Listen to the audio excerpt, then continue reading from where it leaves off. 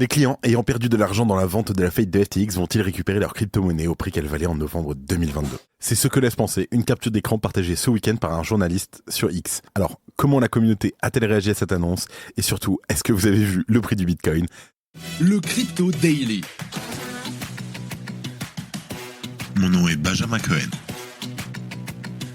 Et vous êtes bien sur le Crypto Daily. Le podcast qui traite de l'actualité crypto, NFT et métaverse. Dans vos oreilles, chaque jour, du lundi au vendredi. Salut, c'est Benjamin du Crypto Daily et j'espère que vous allez bien. Et c'est donc notre actualité principale aujourd'hui. On évoquera ensuite les rapports conflictuels entre Binance et le Nigeria avant de s'intéresser au point de vue du FMI sur les crypto-monnaies. Mais avant tout ça, et comme d'habitude, le coin du marché. Here comes the money. Here we go. C'est magnifique, on a un Bitcoin qui s'approche des 66 000 $, on est à 65 400 $, en hausse de 5% sur les 24 heures et de 30% sur les 7 derniers jours. En deuxième position, on a l'Ether qui suit à 3 500 $, le BNB en plus légère hausse de 1,4% mais qui est à 420 $ pile poil, le Solana en hausse de 3% sur les dernières 24 heures, 30% sur 7 jours, à 133 $, le XRP à 0,6 $, le Cardano plus 7% à 0,8 $, le Dogecoin qui s'approche des 0,20 qui est en hausse de 20% sur les 24 dernières heures, en hausse de 92% sur les 7 derniers jours. Et en 10e position, on retrouve l'Avax à 43 $, en hausse de 2%. C'est plutôt stylé ce qui se passe. Mention honorable quand même si on n'aime pas trop, au Shiba qui a quasiment 200% en 7 jours. Allez, c'est pas tout, on passe aux news.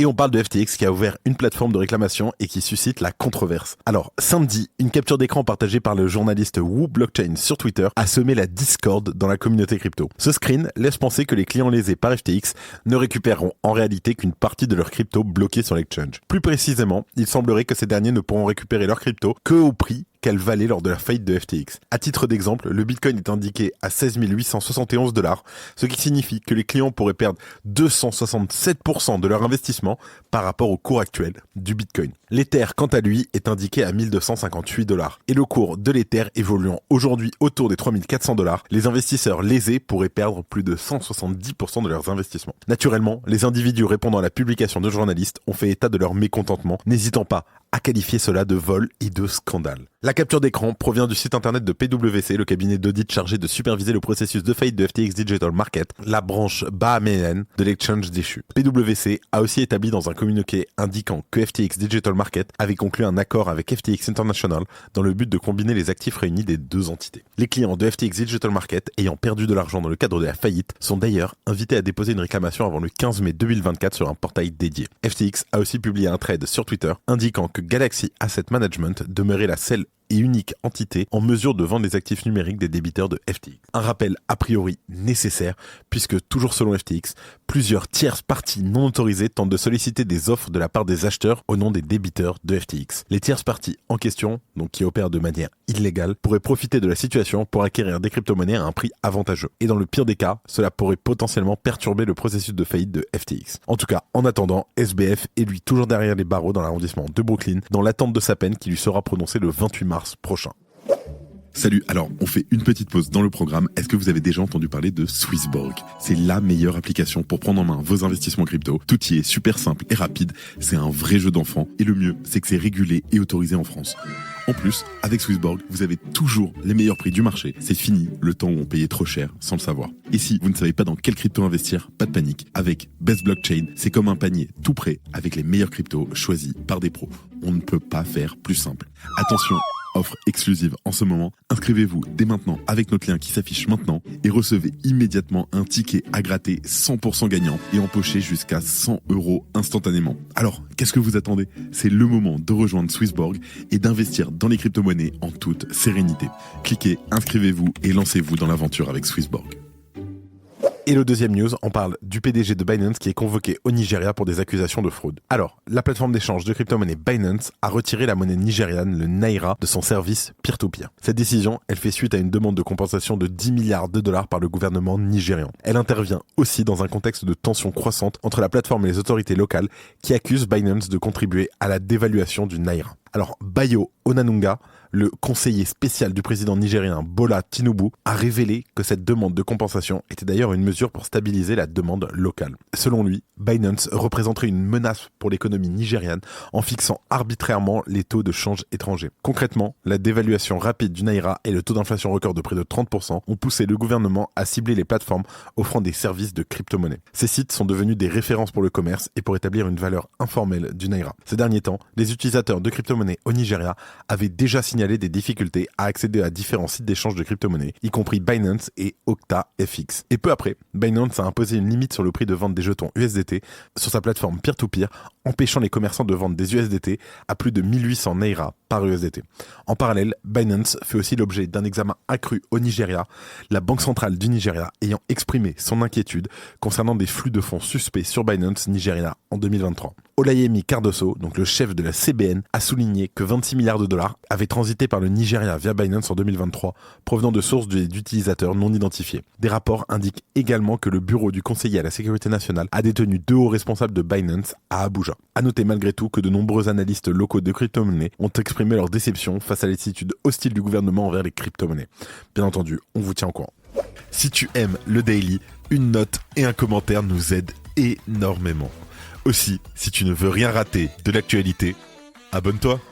Et en dernière news, on parle du FMI qui met en garde les îles du Pacifique contre les cryptos. Alors, il y a quelques jours, une équipe du FMI a rendu un dossier intitulé « Face au développement des monnaies numériques, quelles implications pour les pays insulaires du Pacifique ?» Alors, dans ce document, les experts du FMI mettent en lumière certaines caractéristiques propres aux petits États, comme les Fidji ou encore les îles Tonga. Première constatation, ces États de l'Océanie sont très petits et représentent des marchés économiques minuscules. Ensuite, les situations varient tellement d'un pays à l'autre que cela empêche une solution clé en main globale et commune à l'ensemble de ces nations. Ces régions représentent d'ailleurs des défis importants en matière de services financiers et une dépendance extrême à certaines entreprises privées. Enfin, les transferts de fonds internationaux étant de plus en plus contrôlés, ils pourraient nuire à l'équilibre de ces fragiles régions insulaires. En réponse, le FMI a prescrit un ensemble de recommandations dont voici les plus importantes. La première d'entre elles consiste à avoir une approche régionale des problématiques. Elle permettrait d'atténuer les effets d'échelle en mutualisant les moyens et pourrait faire baisser la volatilité de devises trop fragiles. Une autre voie est bien sûr à l'étude et il s'agit de la numérisation des échanges. Et c'est cette solution qui se heurte actuellement à un obstacle physique, l'accès au réseau Internet mondial. Mais le FMI insiste lourdement sur un point dans son document de travail, les crypto-monnaies. Alors, qu'elles soient décentralisées comme Bitcoin ou proposées par des entreprises privées et indexées à une devise internationale comme les stablecoins, l'institution rejette en bloc toute solution à trouver de ce côté-là. Le FMI considère, je cite, « C'est un mauvais substitut aux moyens de paiement car les crypto-monnaies comportent des risques macroéconomiques, politiques et budgétaires supplémentaires par rapport à d'autres formes de monnaie numérique. » Le FMI conclut son document en faisant des recommandations qui concernent ces futures monnaies numériques. Je cite, elles devront inclure des fonctionnalités hors ligne en raison d'une faible connectivité, ainsi qu'une collecte de données élevée pour garantir la durabilité du modèle commercial et des mises à niveau des systèmes existants pour assurer l'interopérabilité et la programmabilité de la monnaie numérique. Vous trouvez que cela pourrait être la définition d'une monnaie numérique de banque centrale ? Eh bien, vous n'auriez certainement pas tort. Et décidément, de Paris à New York en passant par Pékin et donc par Nauru, les solutions semblent donc presque souvent les mêmes. Avant de terminer, les actualités en bref avec notre partenaire, Bean Crypto. Le nombre de BTC sur les exchanges est au plus bas. Alors, dans un contexte de retrait massif de Bitcoin des exchanges, le volume total des Bitcoins disponibles sur les principales plateformes de trading a atteint son niveau le plus bas depuis mars 2018, avec 2 286 347 Bitcoins disponibles. Le candidat US Robert Kennedy s'en prend aux membres du Congrès. Robert F. Kennedy Jr., candidat indépendant à la présidence, a critiqué ouvertement les membres du Congrès opposés au Bitcoin, les accusant d'être influencés par de grandes institutions financières comme BlackRock. Le Wall Street Journal poursuivit suite à un article concernant Tether et Bitfinex. Christopher Arbonne et sa société AML Global Ltd ont déposé une plainte pour diffamation contre Dow Jones et compagnie, la société mère du Wall Street Journal, pour des allégations à tort de fraude faites dans un article. Les hacks et les arnaques crypto ont permis de voler 160 millions de dollars en février. Alors le secteur crypto a connu 160 millions de dollars de pertes totales en février en raison d'exploits, de hacks et d'escroqueries. Les exit scams ont représenté 58,2 millions de dollars et les exploits sont estimés à plus de 101 millions de dollars. C'est la fin de ce résumé de l'actualité du jour sur le Crypto Daily. Évidemment, pensez à vous abonner pour ne pas rater le suivant, quelle que soit d'ailleurs l'application que vous utilisez pour m'écouter. Rendez-vous aussi sur Twitter et LinkedIn pour d'autres contenus d'actualité exclusifs. Je crois que j'ai tout dit, faites attention à vous, et moi je vous dis à demain. C'était Benjamin pour le Crypto Daily. Merci et à très vite.